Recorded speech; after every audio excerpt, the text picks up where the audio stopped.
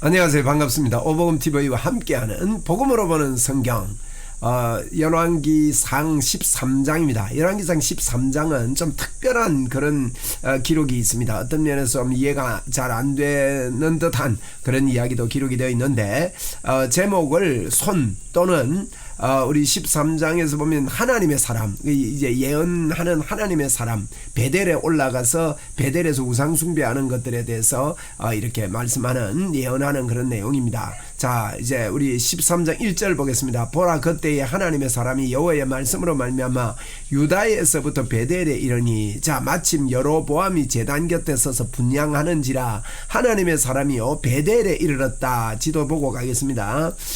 여기 보니까 하나님의 사람이 유다에서요, 이 유다에서 베델에 이르렀습니다. 베델이 이제 아주 경계선에 가까운 곳이었죠. 이 베델과 저 위에 있는 단에다가 이 단과 밑에 이제 이 베델에 두 군데다가 우상을 세웠지 않습니까? 두 군데 여로보암이 우상을 세웠는데 하나님의 사람이 유다에서 베델에 이렇게 갔다는 겁니다. 유다에서 베델에 가서 있었던 이야기들을 오늘 그 기록을 하는 것을 우리는 볼 수 있습니다.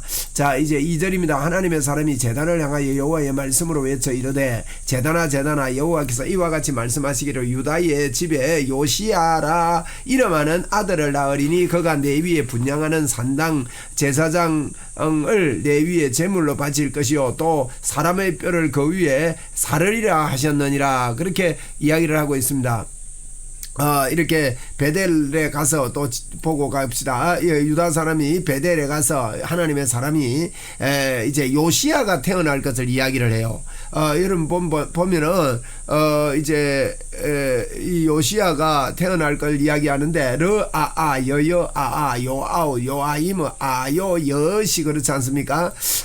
그런데 이게 이제 이 요시야가 언제 태어납니까? 여기 보십시오. 요시야가 여기입니다. 여기 지금 여기에 있는 이야기입니다. 지금 벌써 이제 르호보암 때 이야기인 것 같은데 요시야는 앞으로 300년 후에 일어나는 일이단 말이에요. 그러니까 300년 후에 요시야가 태어날 것을 이렇게 먼 것을 하나님은요 통으로 보십니다. 먼 것을 예언을 합니다. 자, 보겠습니다. 보라, 이렇게 하면서 하나님의 사람이 이제 그가 내 위에 분향하는 그 산당 제사장을 내 위에서 제물로 바칠 것이요 또 사람의 뼈를 내 위에서 사르리라 하셨느니라 하고 이렇게 이야기했습니다. 이 말은 요시야가 이 산당을 다 흐려버렸거든요. 그것을 예언한 겁니다. 그 날에 그가 징조를 들어 이르되, 이는 여호와께서 말씀하신 징조라. 제단이 갈라지며 그 위에 있는 재가 쏟아지리라. 그러니까 이 베델에 있는 제단을 튼튼하게 세웠는데 그게 갈라지고 그 위에 재가 쏟아지겠다는 게, 이걸 징조로 보여주면서 요시야가 일어날 것을 이야기를 했습니다. 그러니까 여로보암이 하나님의 사람이 베델에 있는 제단을 향하여 외쳐 말함을 들을 때에 제단에 손을 펴가지고 그를 잡아라 이랬는 거예요. 하더라. 그를 향하여 손을 편 손이 말라 다시 거두지 못하며, 그래서 손이라는 제목을 붙였어요. 손이 말라버리고 저놈 잡아라 하는 손이 딱 안 움직입니다. 그래서 하나님의 사람이 여호와의 말씀을 보인 징조들의 제단에 갈라지며 재가 쏟아지는 겁니다. 그러니까 왕이 하나님의 사람에게 이르되, 정하간대 너는 나를 위하여 내 하나님 여호와께 은혜를 구하여 이 손이 다시 성하게 기도하라. 하나님의 사람이 여호와께 은혜를 구하니 이 손이 뻣뻣해가지고 이렇게 안 움직이는데 손이 다시 성하게 움직이게 된 겁니다. 손이 이렇게 움직이게 됐습니다. 그러니까 이제 왕이 하나님의 사람에게 이르되, 나와 함께 집에 가서 쉬라. 내가 네게 예물을 주리라. 그게 아마 여기 쉬면은요 이제 매수가 되는 거예요.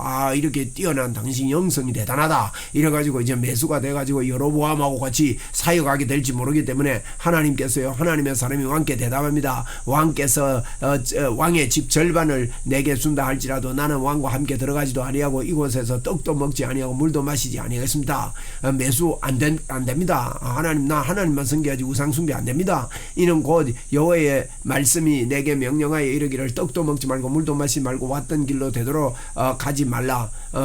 왔던 길로도요 되돌아가지 말라 하였음이니이다. 그러니까 이제 잡으러 올 수도 있고 하니까 숨어서 가라는 겁니다. 이에 다른 길로 가고 자기가 베델에 오던 길로 되돌아가지 아니하니라. 이제 이 하나님의 사람이 그랬습니다. 베델로 왔다가 그래서 베델에 한 늙은 선지자가 살더니 이 가짜 선지자입니다. 그의 아들들이 와서 그날에 하나님의 사람이 베델에서 행한 모든 일을 그에게 말하고 또 그 왕에게 드린 말씀도 그에게 그의 아버지에게 이제 거짓 선지자 늙은 선지자에게 이야기했습니다. 그 아버지가 그들에게 이르되 그가 어느 길로 가더냐 하니 그의 아들들이 유다에서부터 온 하나님의 사람이 간 길을 보였음이라. 그가 그의 아들들에게 이르되 나를 위하여 나귀의 안장을 지우라. 그렇게 이야기합니다. 안장을 지우라. 그들이 나귀의 안장을 지우니 그가 타고 하나님의 사람을 뒤따라가서 상수리 나무 아래 앉은 것을 보고 이르되 그대가 유대에서 온 하나님의 사람이냐 대답하되 그러하다. 당신이 하나님의 사람입니까? 그러니까 그러하다. 이러니까 그가 사람에게 이르되 나와 함께 집으로 가서 떡을 먹으라. 나하고 집에 갑시다. 하니까 대답하되 나는 그대와 함께 돌아가지 못하겠고 그대와 함께 들어가지도 못하겠으며 내가 이곳에 그대와 함께 떡도 먹지 아니하고 물도 마시지 아니하리니 떡도 물도 내가 안 마시겠습니다. 왜냐 이는 여호와의 말씀이 내게 이르시기를 내가 거기서 떡도 먹지 말고 물도 마시지 말고 또 내가 오던 길로 되돌아가지 말라 그렇게 했다는 겁니다. 이제 이 여로보암 때 일어났던 일입니다. 이게 그렇게 했습니다. 그러니까 그가 그 사람에게 이르되 나도 그대와 같은 선지자라. 천사가 여호와의 말씀으로 내게 이르기를 그를 네 집으로 데리고 돌아가서 그에게 떡을 먹이고 물을 마시게 하라 하였느니라 하니 이는 그 사람이 쏙입니다. 여러분 하나님의 말씀을 직접 들은 성경 말씀을 믿어야 돼요. 아시겠습니까? 이게 하나님이 직접 말씀한 말씀을 기준해서 항상 말씀에 그렇다면 잘못된 거예요. 그죠? 근데 이 거짓 선지자가 나도 천사인데 이런 말 들었다. 너 우리 집에 가자. 우리 집에 가서 떡 먹이라고 그랬다. 근데 어느 말 들어야 됩니까, 여러분? 하나님 말씀 들어야 됩니다. 요즘도 많습니다, 여러분. 이런 거 잘못된 거. 예를 들어서 이게 내가 환상을 봤는데 지옥 갔다 왔는데 리얼하게 이야기합니다. 그럼 그게 다 쏘가요. 자기가 봤다 해가지고. 여러분 성경은 여러분 그렇지 않습니다. 성경에 휴거가 오고 이런 게 없습니다. 그러니까 휴거 이야기만 봤다 그러고 환상 봤다 그러고 그러면 종말론에 특별히 여러분 많이 쏙습니다. 여러분 종말이라고 할 때 우주적인 종말만 보면 안 됩니다.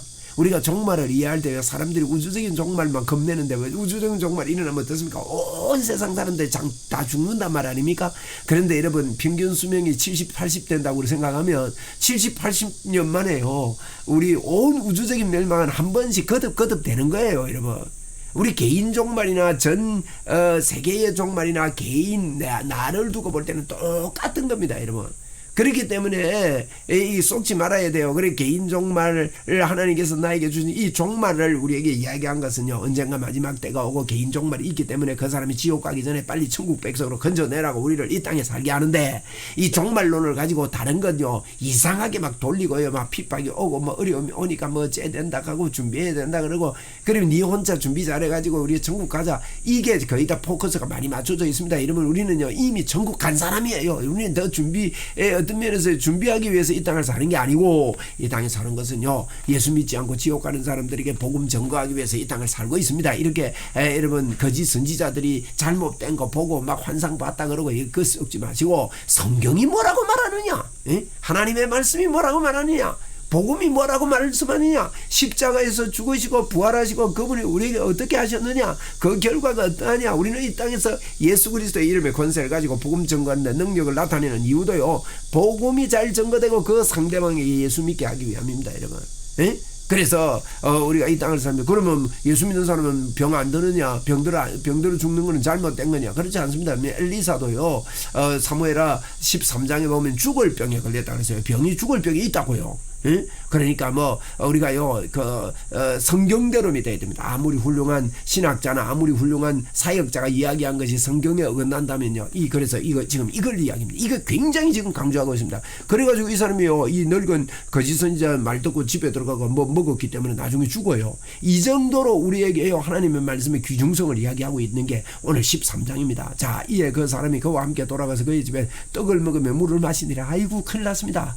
하나님 하지 말라 그랬는데 떡 먹고 물 마시는 게 뭐 별거냐. 이러면 선악을 알게 하는 나무 실과를 먹지 말라 그러는데 그 과일이 문제가 아닙니다. 이러면 하나님의 말씀이 문제인 거죠. 그것 때문에 타락했지 않습니까? 그러니까 하나님 말씀이 그만큼 중요하다 이 말이 불순종이 안 됩니다, 여러분. 그들은 상위에 앉아 있을 때 여호와의 말씀 그 사람에게 내려온지라. 선지자에게 임했습니다. 거시 선지자에게도 하나님 말씀했습니다. 그가 유다에서부터 온 하나님의 사람을 향하여 외칩니다. 뭐랍니까? 여호와의 말씀이 내게 여호와의 말씀을 어기고 내 하나님 여호와께서 내게 내린 명령을 지키지 아니하고 지가 먹으러 해놓고 또 이 하나님 명령 오니까 이럽니다. 돌아가서 여호와께서 너더러 떡을 먹지 말고 물도 마시지 말라 하신 곳에서 떡을 먹고 물을 마셨으니 내 시체가 내 조상들의 묘실에 들어가지 못하리라 하셨느니라 하니라. 정상적으로 죽지 못한다 이 말이에요. 그리고 자기가 데리고 온 선지자가 떡을 먹고 물을 마신 후에 그를 위하여 나귀 안장을 지우고 이에 그 사람이 가더니 사자가 길에서 그를 만나 물어주겠습니다. 야, 이게 간단합니다. 뭐 우리 죽는 거는요, 우리의 사명 끝나면 죽거든요. 하나님께서 우리가 할 일 다 끝나면 끝납니다. 이러면 하나님 말씀 어기고 이렇게 살면요, 우리의 사명이 우리가 하는 일이 다 끝났다는 이야기입니다. 그래서 그 시체가 길에 버림받았는데 보세요. 나귀는 그 곁에 서 있고요, 사자도 그 곁에 시체 곁에 서 있습니다. 서 있더라 그랬거든요. 여러분, 사자는 왜 물어 죽입니까? 먹으려고 물어 죽여야 되는데 이 사자는 먹기 위해서 죽인 게 아니라 이만 뜻이죠.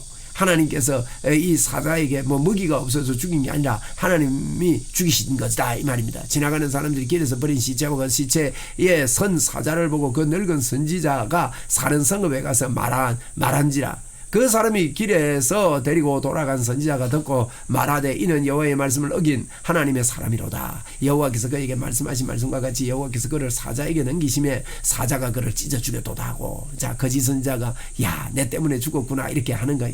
이에 그 아들들에게 말하여 이르되 나를 위하여 나귀 안장을 지으라.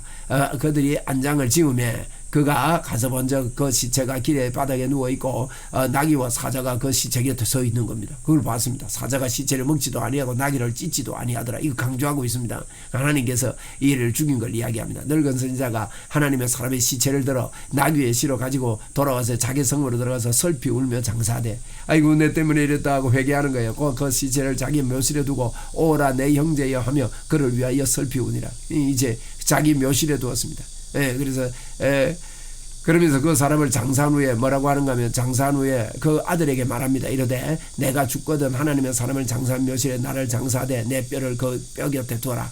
그 옆에 나를 장사해달라. 이렇게 그가 아마 마음에 찔리고 회개하는 마음으로 이렇게 한 것 같습니다.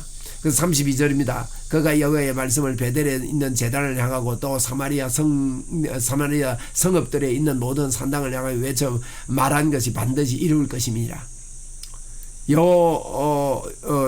여로보암이 그 일 후에도 그의 악한 길에서 떠나 돌이키지 아니하였습니다. 하나님의 예언과 이런 것들을 무시한 것입니다. 그리고 다시 일반 백성을 산당의 제사장으로 삼고 누구든지 자원하면 그 사람을 산당의 제사장으로 삼았습니다. 자원만 하면 뭐 월급도 주고 제사장으로 삼은 거예요.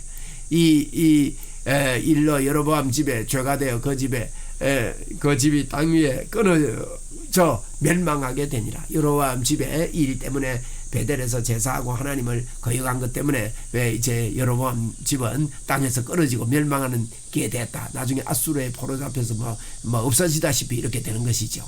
이렇게 13장에서는 베델에서 제사하는데 유다에서 올라간